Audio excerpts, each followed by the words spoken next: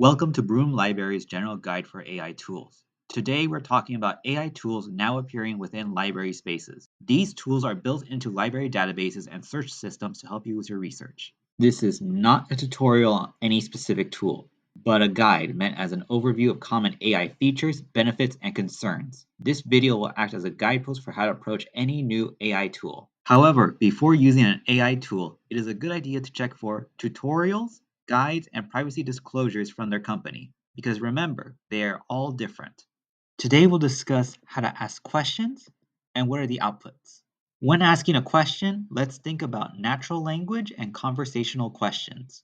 AI tools often let you use natural language, which just means asking a question how you naturally speak, like asking, "What challenges do first generation students face in college?" as opposed to searching important keywords like challenges or barriers, first generation students, and college, which is how you normally search the library catalog. But remember, sometimes keyword searching still works better. If your search doesn't give good results, try both approaches. Some library AI tools let you have a conversation. This means if you ask a question, you could then ask an abbreviated follow up, like a natural conversation. So, for our question, what challenges do first generation students face in college? A conversational response would be focus on their mental health. However, some tools aren't conversational, and you'll need to include all the information in your question each time. So instead of asking, what challenges do first generation students face in college, then asking, focus on mental health, you would need to change your response to, what mental health challenges do first generation students face in college?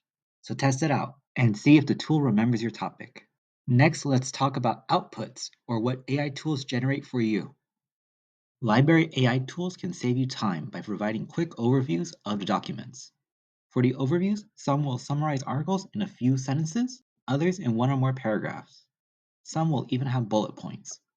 AI tools can also help you brainstorm ideas through suggesting keywords or research topics and finding additional sources. They can be a great way to get started. But there are also concerns. AI tools are not perfect. They might miss important details in their overviews, miss more relevant sources, hallucinate sources, and also you must keep in mind your professor's AI policies.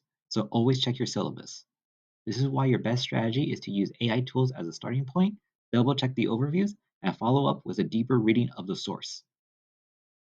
Thank you for watching, and remember, if you have any questions, look for the Ask a Librarian link or the Ask Us chat button on the library's main page to contact a librarian for assistance.